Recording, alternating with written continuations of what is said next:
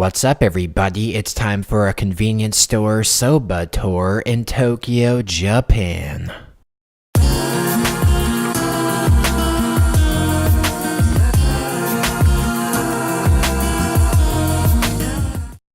So I was strolling and trolling the mean streets of downtown Tokyo, came across a daily Yamazaki, and was suddenly struck with hunger. Like some Pavlovian dog, I was salivating at the mere sight of that sign. So you best believe I sprinted on inside that convenience store with the main objective of carbon up. After all, I was running pretty low on energy and I thought I should replenish my reserves. Can ya blame me? Now, I thought the most efficient way to jam carbs down the hatch would be to check out the noodle aisle, and as you can see, they've got a whole lot of top quality noodles around here. For example, here we got some Bubuka instant soba, and in my personal opinion, it's looking pretty oishii.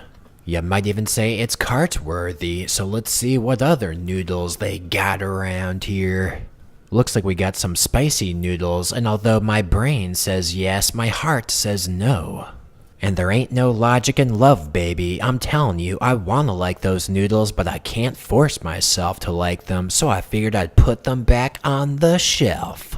And holy dogs, take a look at this. We've got some kind of Italiano noodles complete with cheese wedge, man. I've rarely had any Italiano-style food in Japan, so I figured I'd give it a go. So what else we got around here? We got some shrimp ramen action. That looked decent enough, but I wanted something a tad more on the exotic side. I wanted some noodles that would remind me that I was truly alive, and whoa. Is this the noodle pack I've been searching for? I think it is.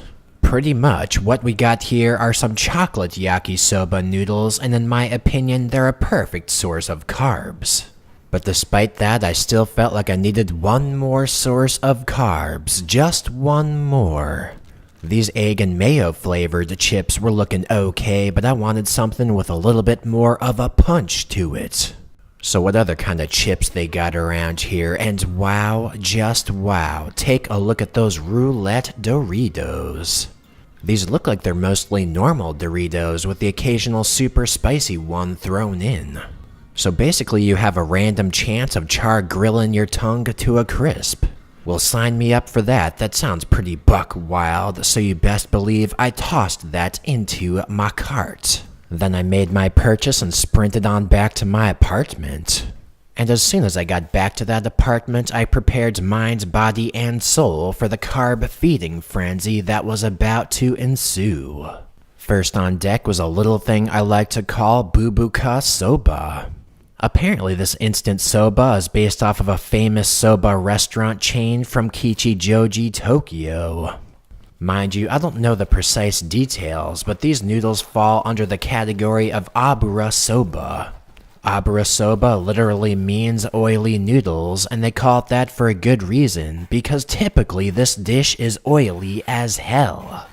Anyway, I opened that up and we have some seasoning packs inside here, including some hurikake, aka dry seasonings. We've also got some sauce in the mix. Hell, we even got some kayaku. I don't know what that is, but it looks like some kind of dried meat action. And to top it all off, we got us some mayo. So after I got out all those fixins, I was looking at those noodles and they were looking clean and pristine. They seemed to have some potential, and they seemed like noodles that were going places in life. So I figured I'd help those noodles to self-actualize by boiling up some water and pouring it on top. And whoa, baby, whoa. I thought my water pouring technique had improved, but apparently it had not. Nevertheless, I was moving on with my life, getting that dried mystery meat on deck. And I also got that Naruto maki on deck, aka a Japanese fish cake. Then I dropped those bad boys into the hot water and double-checked to make sure they were soaking it up. What can I say? I like to give my soba dry ingredients some TLC, baby. So after letting that bad boy simmer for 3 minutes, it was time to drain out that water. And wow, check out that technique. I mean, I'm not trying to brag or nothing, but I think it's safe to say that my draining skills are fly as fuck. So next up, I took off that lid and it was time to put on that Abura Soba sauce. So let's get a closer look at that sauce action. Let me pour that out and oh, man. Some of the sauce is lighter in color and some of it is darker in color. Seems like some kind of space-age jazz to me. Welcome to the cutting edge of highly processed empty calories, my friend. So let me stir that sauce in and whoa, I impaled that mystery meat. I guess I better temporarily remove that mystery meat so I don't have a random chance of puncturing it to kingdom come. And whoa, baby, I put that mystery meat back into the dish. Shit's getting crazy around here. And next up, we got the dry ingredients on deck. So let me pour out that puppy. Seems like it's a mixture between dried vegetables and some spice action. Now, if I didn't want the bowl to be too spicy, then I wouldn't add the whole pack. But oh, I added the whole pack, baby. Don't you worry about that. I feel like I not only need a flavor explosion blasting off all up in my mouth, but I also deserve it. Come to think of it, I need me a little bit of Japanese mayo in my life as well. Reason being, because I'm worth it, sweet cheeks. Mind you, I can't articulate precisely why I'm worth it, but oh, you and I both know I'm worth it, baby. And come to think of it, you're worth it too. So let's take a closer look at those soba noodles, and oh my dogs. Just look at those noodles. Even though they're devoid of any nutritional value whatsoever, I can't help but think that they're exactly what my body needs. So I grabbed myself a huge-ass wad of that soba and got ready to start chowing down. It did seem like it would be pretty hard to slam that down the hatch, but I was up to the challenge. So I animalistically jammed that huge-ass wad down my throat, and oh my fucking dogs. I was actually stunned speechless. I mean, my horizons were pretty broad before eating this soba, but afterwards, somehow, some fucking way, my horizons managed to broaden even more. I felt like I turned a new leaf in life, and things were most definitely looking up. The soba had a savory sauce, a little bit of spiciness, and the oily, empty calories that my body craved. It filled an empty void in my life that I never even knew existed. Key takeaway, I most definitely have to rate this a 5 out of 5 dogs. It just had that extra something that's hard to define. I guess what I'm trying to say in a roundabout fucking way is that was oishii to the max, baby. So next up, it was time for some Japanese instant Italiano-style noodles. Granted, I don't actually see some kind of label saying it's Italiano, I just get that vibe. The label says it's got cheese, roasted garlic, and black pepper, but looking at that picture, it looks like some kind of carbonara action.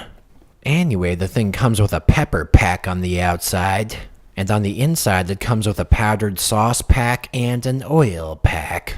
Now, the basic cooking procedure was pretty similar to the previous noodles. Step 1, pour hot water all up in this bitch, then drain it out. Step 2, pour out those flavor packs and start mixing them up all nice and thorough like. You gotta pour out that mystery oil to make sure you got the maximal caloric impact. And you gotta pour out that mystery Chernobyl gray powder to maximize the MSG content. So after I mixed that up to the point of satisfaction, I got myself that black pepper on deck. And whoa baby, a huge ass pinch of that black pepper went flying into one spot. In other words, I had to mix this thing up even more, and suffice to say, it was getting pretty intense. And after that, I was done stirring it up and I took a closer look. Now upon closer inspection, I must admit I was a tad underwhelmed. The whole setup kinda just looked like some grade Z pasta action to me. Nevertheless, I was trying to keep myself positive and I was trying to maintain the optimal levels of arousal. So I feverishly bit into those noodles, but as soon as I did, I felt a sense of regret. I felt some pangs of sorrow. Pretty fucking much. This tasted like some bargain basement cafeteria carbonara, and it just wasn't my style. Its flavor was slightly cheesy and peppery, but otherwise not creamy whatsoever.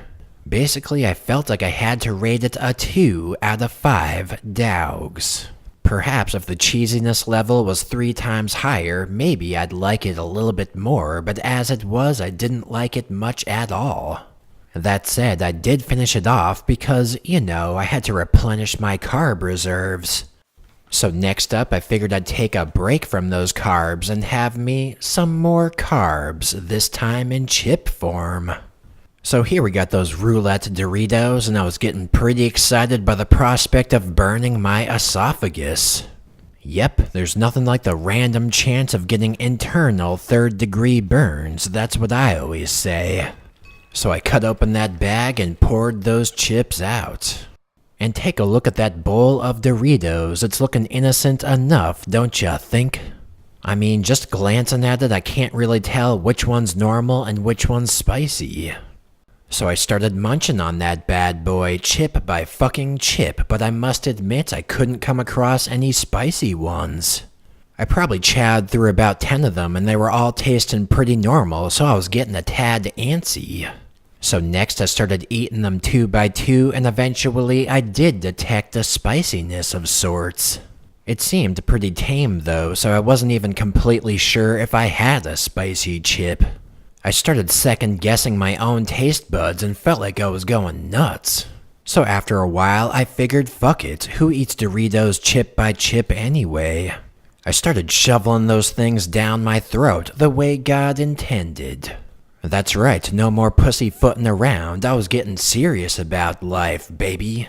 And sure enough, the spiciness level in my mouth was going higher and higher as more and more roulettes were popping off in that bitch. I mean, at first I thought those Doritos didn't taste amazing, but over time I felt more and more addicted to them.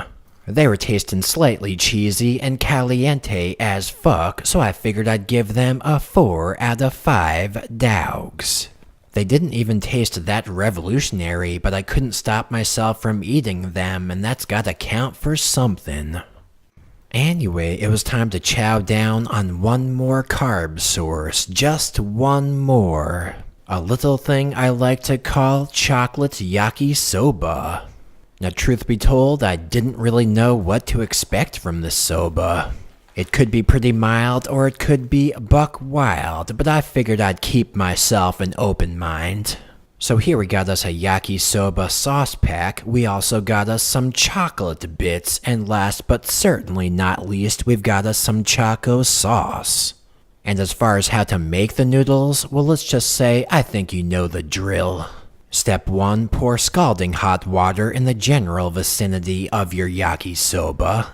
Step 2, wait a few minutes then drain that bitch.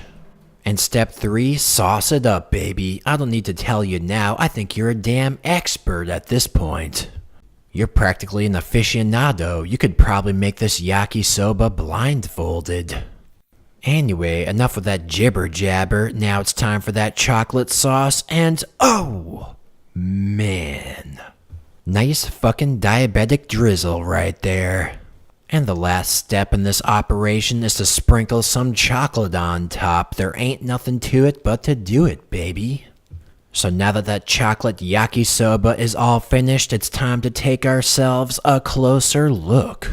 And whoa, baby, that's some serious carb on carb action right there. I think this is exactly what I need to finally replenish my carb stores once and for all.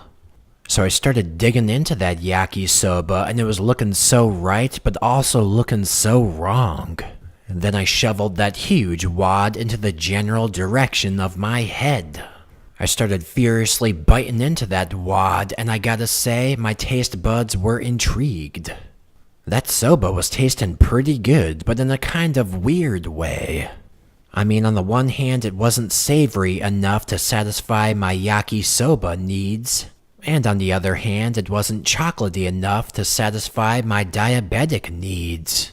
So with that said, I think I'm gonna have to give this a 3 out of 5 dogs. I mean, it was pretty good, but it wasn't quite as chocolatey as I expected it.